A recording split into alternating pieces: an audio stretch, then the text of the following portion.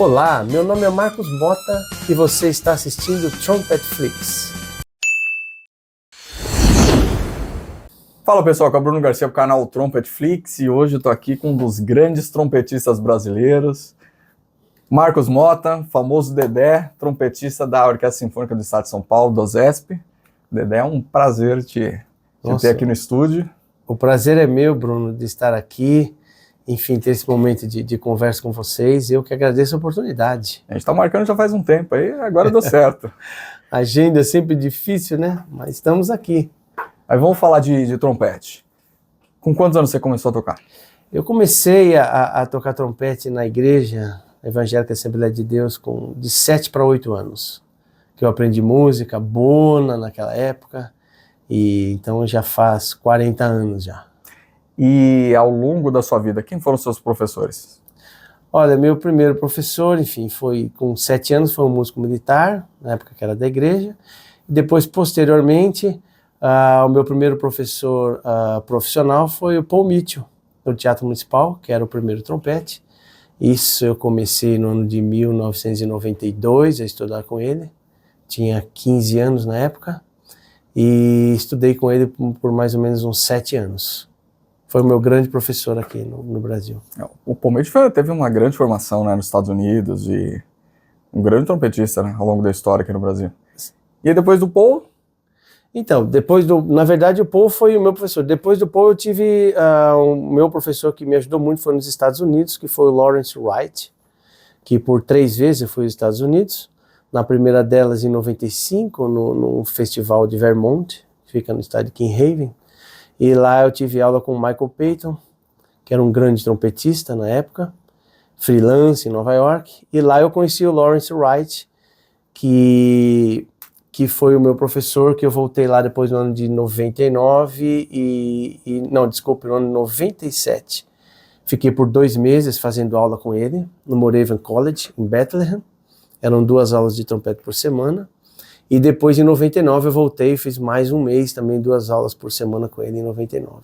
Foi um professor que realmente mudou, enfim, foi muito importante na minha vida. Maravilha. Você tocou com o Sérgio Cascapeira? Toquei, tive a oportunidade de ser segundo trompete com o Sérgio Cascapeira. Ah, você não estudou com ele? Não estudei. Achei que você tivesse estudado. Não. Com o Cascapeira, trabalhamos profissionalmente, ele me convidou para fazer parte da Orquestra da Sinfonia Cultura, RTC, que funcionou de 1998 até 2005. Então, foram 7 anos sendo o segundo trompete dele, onde eu realmente ali comecei a aprender como que funciona, como se tocar em orquestra. Foi para mim um grande exemplo e um professor no sentido de tocando lado a lado. Quantos anos você tinha quando você estava na RTC? Eu entrei na RTC, foi em 98, com 21 anos. Então já estava entrando na vida profissional, né? Já. Durante esse período de estudante, o que você estudava? Quais métodos? O que... Olha, eu como falei para vocês, dos 7 anos a 8, eu comecei a estudar com o Amadeu Russo, uma coisa bem rústica, foram poucas lições, e aprendi as escalas, só tocava na igreja, mas quando eu comecei a estudar mesmo com 14 anos, que foi também na minha igreja, tem uma associação musical chamada Jan Soren. Lá eu estudei hoje é o meu cunhado Sueldo, que é maestro, ele era trompetista, ele foi aluno do Sérgio Cascapeira na época, na escola municipal. E um outro rapaz também, chamado Éder, que era aluno do Cascapeira também, que por 1 ano e pouco foram meus professores. E foi o Sueldo que me apresentou o método Arban. Então ali, por exemplo, foi onde apareceu um bocal 7C da Bach para mim. Até então eu tocava com Lamy 15, alguns talvez não vão conhecer. Muitos começamos assim. Mas ali que eu comecei, o Arban realmente foi o grande método da minha vida. Depois Clark, foram os primeiros que eu mais estudei. Marco Schosberg eu estudei pouco, mas estudei no início também. Mas acredito que no início e durante um bom período foi o Arban e o Clark, mas o Arban disparado muito mesmo. E agora falando de vida profissional, quais foram os lugares que você tocou? Porque você tocou em vários lugares. Eu tive, graças a Deus, eu tive a oportunidade de tocar em lugares que eu nem imaginei. Você pergunta tanto de grupos quanto em lugares, você fala de grupos. Vamos começar com grupos. Começar por grupos. Então, eu comecei, o meu primeiro trabalho profissional, digamos assim, foi a Orquestra Sinfônica de Santo André, que foi a primeira orquestra que eu entrei em 96, com 19 anos, fiquei lá por uns 5 anos. Depois, enquanto eu estava nela também, veio o convite do Sérgio Cascapeira e eu ingressei à RTC. Também foram 7 anos. Depois eu toquei também, convidado pelo Cascapeira, fui terceiro trompete também na Orquestra Sinfônica de São Bernardo do Campo, quando foi a sua fundação. Na verdade, eu entrei 1 ano depois que ela já havia começado, fiquei por 7 anos lá. Passei, enfim, por muitos lugares de cachê, eu fazia muito, nos primeiros cachês que eu fiz, o Paul Mitchell, meu professor, eu ia tocar na orquestra da USP, segundo trompete, que naquela época era só uma orquestra de cordas, não havia ainda metais, sopros.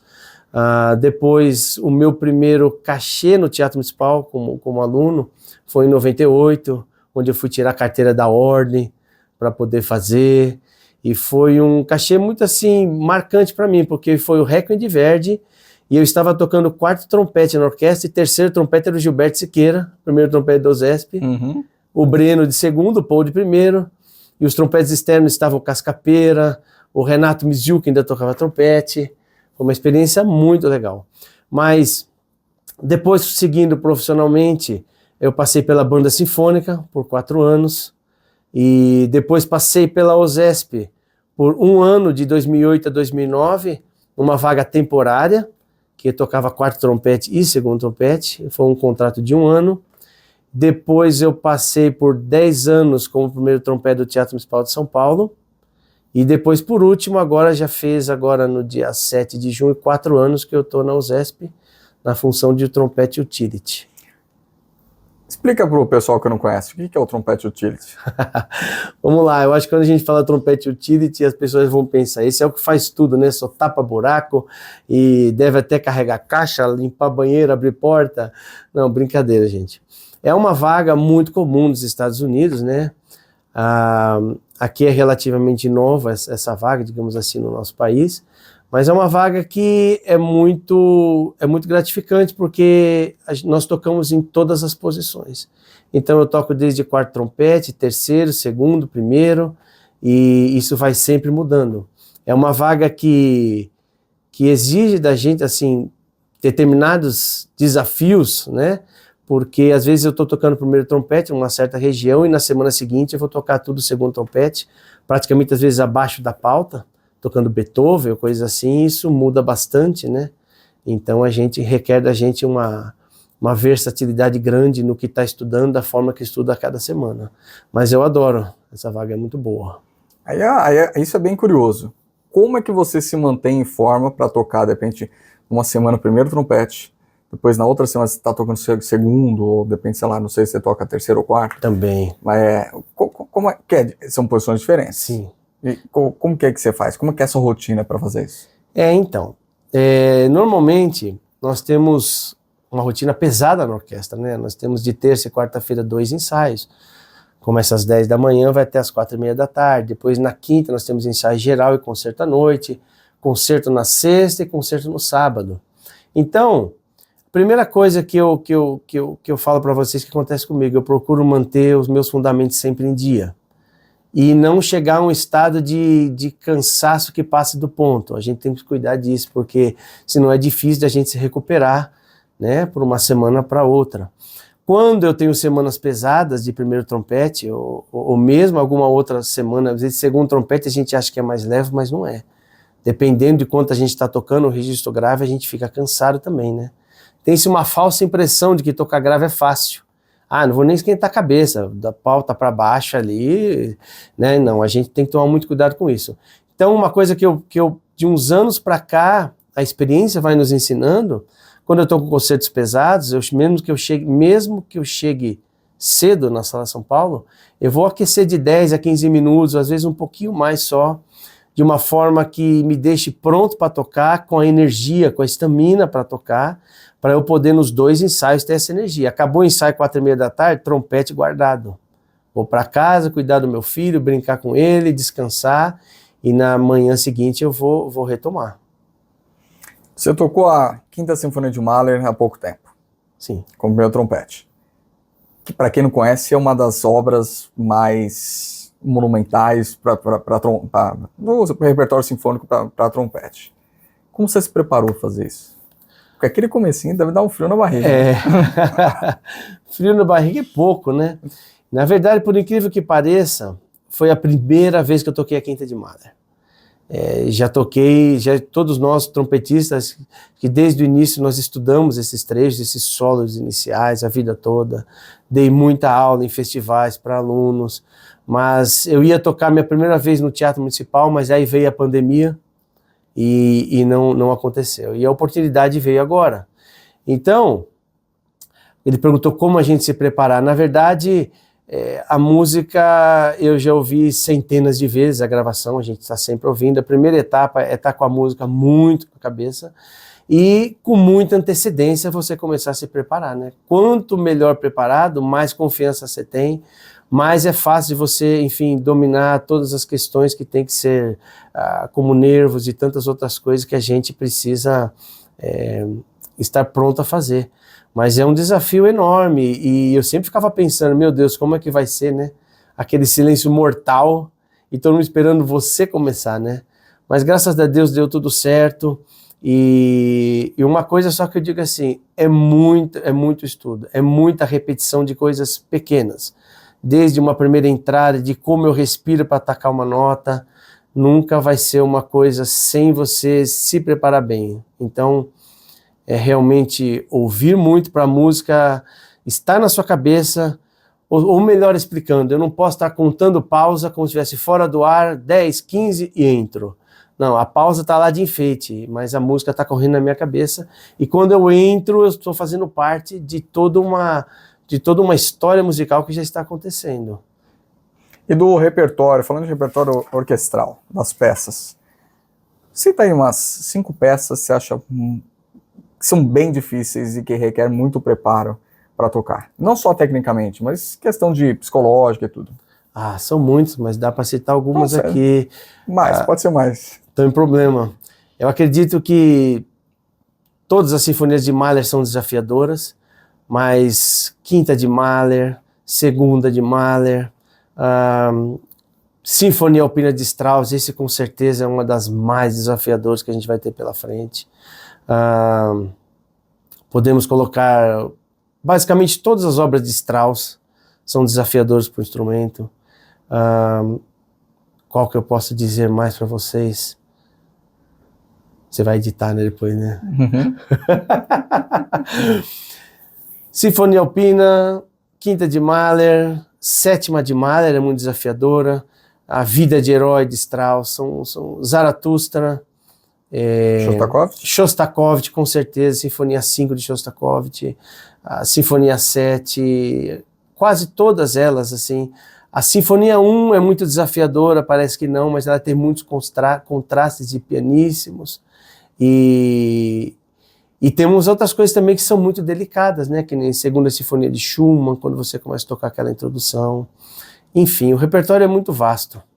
E agora falando da sua formação como trompetista, quem foram as suas referências? Eu costumo dizer que, desde o início, são 3 referências que me marcaram, desde quando eu comecei a descobrir questão em relação ao trompete. O primeiro deles foi Ronald Room, do Canadian Brass, que com 10 ou 11 anos, eu descobri me levaram uma fita VHS de um concerto deles, e aquilo eu assistia 2, 3 vezes por dia durante nem sei quanto tempo. E durante todo o meu início lá, o meu som de quinteto de metais sempre foi do Ronald Room, foi um dos sons que mais me inspiraram. Depois, quando eu conheci, mais ou menos na mesma época, Maurice André. Maurice André no piccolo, enfim, eu tenho dezenas de CDs dele. Durante muito tempo eu ouvia muito.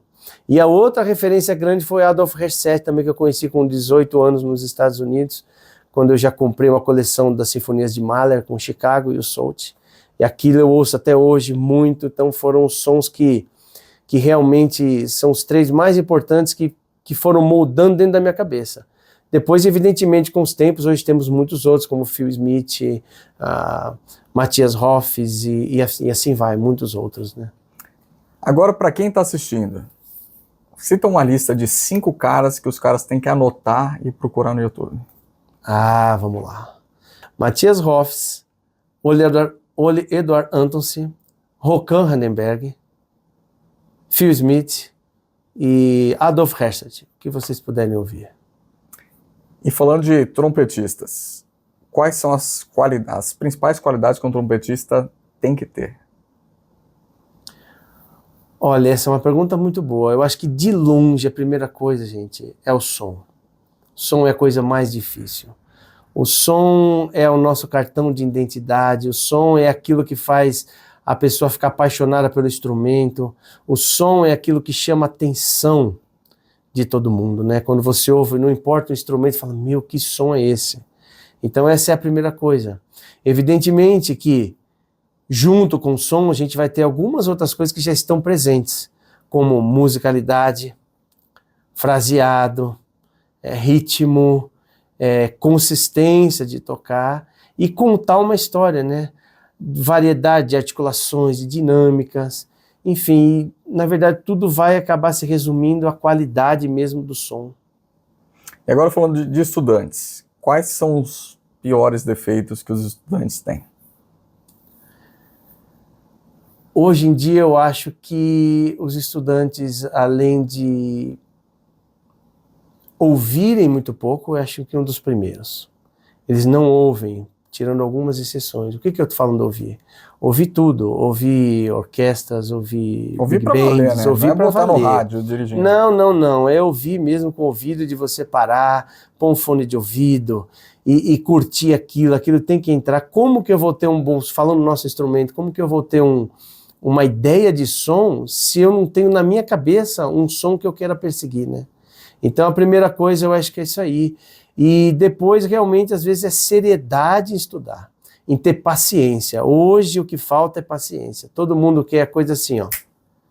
Então ele vai no masterclass ou numa aula, ele quer um exercício milagroso para resistência e extensão. Acho que tem uma técnica escondida, exatamente, né? Que vira a língua e sai um agudo, exatamente. Sai um som bonito.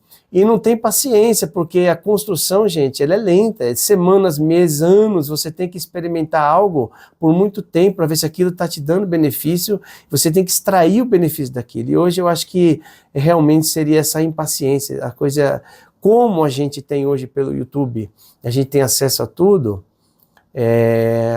falta paciência de dar tempo para aquilo dar resultado. Falando em YouTube, porque na minha geração, eu sou um pouco mais novo que você, mas não tanto. E eu acho que na minha geração, na sua geração com certeza, a gente não tinha o YouTube.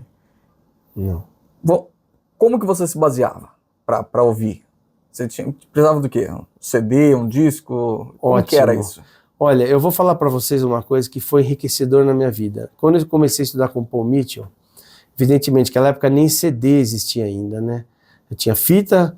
Como que eu conheci o Maurice Sandel? Uma fita cassete. Pegava emprestado da minha tia o toca-fita e colocava. Mas eu tive a oportunidade de conviver com o Paul, de ir no ensaio do Teatro Municipal da Orquestra, acho que por dezenas de ensaios. O montador colocava uma cadeira entre o Paul e o Breno, meu joelho ficava perto, no meio do dedo assim, da cadeira, e naquela época se podia. Então eu assisti dezenas ou centenas de ensaios. Eu pegava o ônibus, não tinha preguiça não, chuva ou sol, pegava ônibus de manhã, metrô, ia para o Teatro Municipal, ficava assistindo o ensaio inteiro. Vocês imaginam a injeção de ânimo que eu saía dali, com aquele som ouvindo. Então, isso foi uma coisa muito enriquecedora. Depois eu acompanhava o Paul em todo lugar que ele ia. Ele tocava muito concerto de piccolo, eu ia em ensaios, trompete e órgão. Isso é uma coisa também que eu já acho muito difícil nos alunos. Hoje os alunos têm preguiça, tem um concerto no Teatro Municipal, na Sala São Paulo. Não vai, né? Poucos não vão, porque tá chovendo, tal, enfim. Mas cada um sabe, né? Sabe do seu. Exatamente, Então, cada um que quer chegar longe tem que saber o preço que vai pagar, mas essa parte que eu ia aos ensaios foi uma coisa mais enriquecedora do que eu tive. Depois, já com meus 18, 17, comecei a comprar alguns CDs, aí sim, aos poucos eu comecei a comprar CD, e aí em 98, quando fui para os Estados Unidos, que eu já falei aqui, eu comprei na primeira viagem que eu vim com a mala cheia com uns 70, 80 CDs. E aí eu não parei mais de comprar, né? Foi sempre ouvir demais, e concertos também. Toda semana, tanto no Teatro Municipal, quanto na USESP antiga, que era a orquestra estadual, lá no Memorial da América Latina, de segunda-feira à noite. Praticamente toda semana eu estava nos concertos assistindo. Isso foi fundamental. Sabe quando eu estava estudando com o Júnior, da USESP, seu companheiro, E minha aula era de quinta-feira, 8h30 da manhã. Eu fazia aula das 8h30 até 5 para as 10, porque 10 horas começa o ensaio. A gente descia, eu ficava assistindo o ensaio. Aí ficava lá depois o pessoal tomar café lá com ele, com o pessoal. Isso daí não tem preço, Não né? tem. E eu vejo que muita gente não faz isso hoje em dia, não tem referência. É. Hoje em dia parece que esse negócio das referências, eu não sei se as pessoas estão menos apaixonadas, porque tá tudo muito fácil, e depende, sei lá, se a facilidade acabou quebrando um pouco o encanto, e porque na época era muito difícil, tipo, o CD era muito caro. É. Alguém comprava um CD e ficava todo mundo copiando um pro outro, e gravava no cassete, era uma outra época, né? Sim, era uma outra época. E você falou uma coisa boa. A experiência ao vivo, ela é insubstituível. Hoje a gente tem todo tipo de mídia, você pode pôr o home theater na sua casa, com aquela televisão enorme, assistir a Filarmônica de Berlim, é maravilhoso. Mas nada se compara a uma experiência ao vivo no teatro, de você ouvir ali uma big band ao vivo, tudo, porque ao vivo realmente é muito próximo, o poder é muito maior de nos inspirar. Então isso é uma coisa que os estudantes têm deixado e é uma pena. Essa energia, né? O som transmite muita energia, Isso. Né? E até pra ver o cara errando. Sim. Pra ver como é. Nós somos humanos. Acontece. Então eu acho que as pessoas, tá faltando esse negócio. Eu falei do negócio do Randy Brecker, né? O Randy Brecker eu tocou em São Paulo essa semana. Tinham pouquíssimos trompetistas. Isso foi até um bate-papo que a gente teve na mesa lá. Anos atrás, vinha alguém de fora, lotava. Lotava, era todo mundo e tal. E agora, não sei, tá diferente. Verdade. Tá diferente. Falando sobre agora estudantes. Em relação ao estudante e YouTube. Você acha que YouTube é uma coisa boa ou ruim? Eu acho que é boa e ruim. Eu acho que a gente souber usar, ele é bom. A gente tem uma informação, uma quantidade de informação muito grande, mas eu posso afirmar para vocês que talvez 80%, 90% tem muita bobagem ali. Né? Ou seja, de pessoas falando coisas que mais complicam do que ajudam. Mas você tem uma parcela pequena, né? Que inclusive cita o seu canal, isso aqui é maravilhoso, tudo que vocês postam, porque existe responsabilidade de levar a informação correta, e de alguns grandes trompetistas que realmente postam coisas boas e que fazem sentido. Então acho que tem que saber usar. Tem que saber usar ela. E aí, você fala, como vai saber usar? Então pergunte para algum profissional, pergunte para alguém, peça orientação, porque senão ela pode atrapalhar. Vem conceitos errados, vem ideias muito erradas, e que o seu caminho estava aqui, você já virou completamente achando que está certo. Então, muito cuidado. E aí está o trabalho do professor, né? De Exatamente. Orientar, porque às vezes, por mais que seja uma informação verdadeira, falando de alguma coisa, sei lá, uma flexibilidade, estuda assim. Mas o cara que não tem experiência, um estudante, ele vai ficar estudando e às vezes errando. Sim. E só forçando o erro. E vou deixar até aqui também, não estou criticando quem posta, porque às vezes a pessoa está achando que é a forma que ela faz, a simplicidade, ela está explicando como ela acha que é, mas na verdade isso aí às vezes está longe, distante, né? Então não estou falando mal de ninguém, mas é bom ter orientação para você saber o que você buscar. Agora falando de aula. Aula, você gosta de aula semanal, ou aula quinzenal, ou aula mensal? Porque isso é uma outra coisa que também tem mudado. Na minha época, acho que na sua também, a gente tinha aula semanal. Sim. Agora tem muita gente querendo ter aula a cada 15 dias ou uma vez por mês. É verdade.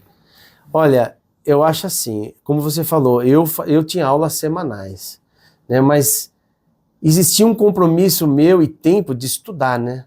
Porque não adianta vamos dar uma aula semanal, mas se o aluno não estuda, não tem tempo. Então, muitas das vezes, hoje em dia, quinzenal, pela correria das pessoas, e nem sempre todos que nos procuram para fazer aulas querem ser profissionais. Às vezes já tocam na sua igreja, na sua banda, tem o seu trabalho, e tem ali 1h30 por dia para estudar, quer melhorar. Então, nesses casos, eu falo, gente, uma aula por semana, às vezes eu não consigo também, eu falei, para você não vai adiantar. Porque precisa ter um tempo para você trabalhar aquilo, né? Então, agora há casos também que às vezes acontece, né? De uma vez por mês, a pessoa mora longe, mora no Rio de Janeiro, então às vezes ela vem, aí você vê um material para ela trabalhar, você vai tentando ajudar da forma que é possível, né? Mas se tem tempo para estudar, com certeza semanalmente seria para você decolar de verdade, seria, né? Falando em tempo de estudar, para você, uma rotina diária de estudo tem que englobar quanto tempo, pelo menos? Eu acho que, pelo menos, se você tiver de 2 a 3 horas por dia, é um tempo ótimo. Né? Não... Eu vou até melhorar a pergunta. Para um cara que quer melhorar no trompete, mas não quer ser um profissional, quanto tempo ele deve estudar? E para um cara que quer ser profissional, quanto tempo ele tem que estudar? Tá, eu acho que para um cara que quer ser profissional, pelo menos, assim, ele tem que pensar de ter de 1 a 5 horas no dia ali. Não para passar 5 horas tocando direto, ninguém vai fazer isso.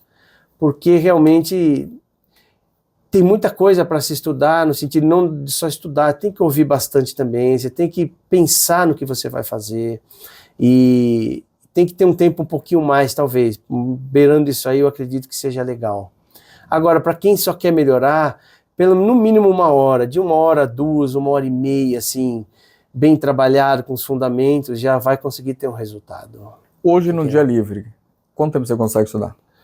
Olha, quando eu estou num dia livre, assim, normalmente, porque assim, hoje, gente, eu estudo de acordo com aquilo que eu vou ter que tocar no OSESP, né? Então mudou muito, mesmo que eu esteja livre, não é um livre como antigamente não tinha um trabalho desse. Então eu podia, faço fundamentos de manhã, faço como uma coisa meio, como é que fala, ideal, né, que todo mundo, mas você só consegue fazer isso numa época de universidade, ou que você está realmente estudando. Exatamente, estudando, então que de manhã você faz fundamentos, tal, à tarde você faz alguns estudos, e mais à noite aí você vai pegar concertos e tal, né.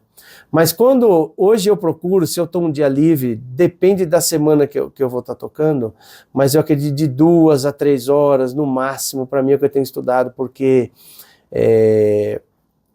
é o tempo suficiente, acho que, para fazer o que eu tenho que fazer e me manter em forma.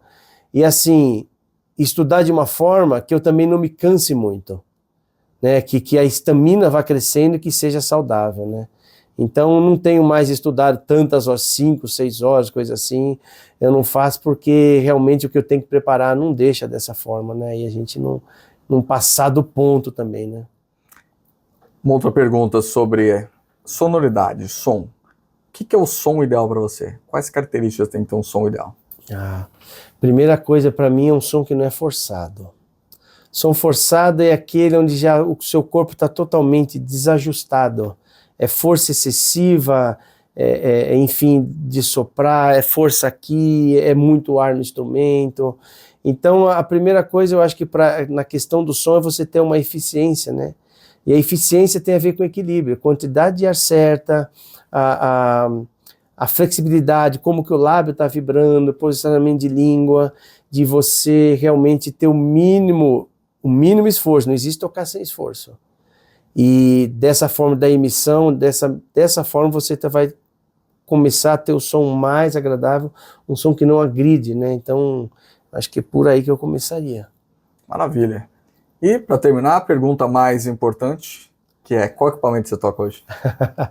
Qual bocal, qual trompete? Tá bom, eu uso instrumentos da Time, que é uma marca alemã, então meu trompete em dó é Time também, que é o trompete que eu mais uso, 99%.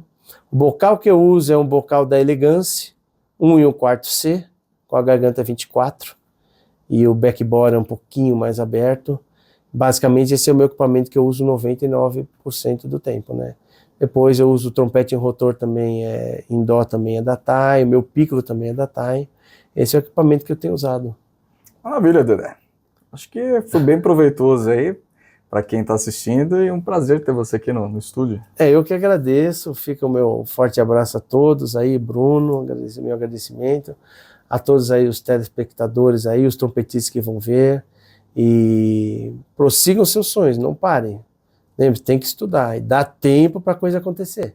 A plataforma JTF Aulas é a primeira e única plataforma multiartista no planeta Terra. Podemos dizer que é a Netflix do trompetista. Dentro da plataforma você encontrará aulas com artistas internacionais como Adam Rapa, Eric Miyashiro, Mark Zalz e muitos outros. A plataforma conta com mais de 1000 minutos em aulas práticas, duetos, masterclass, workshops e rotinas de estudo. Você também terá acesso a aulas com professores de universidades americanas e com professores brasileiros como Otávio Nestares e Bruno Garcia. As videoaulas são interativas, então você tem a chance de praticar junto com o professor.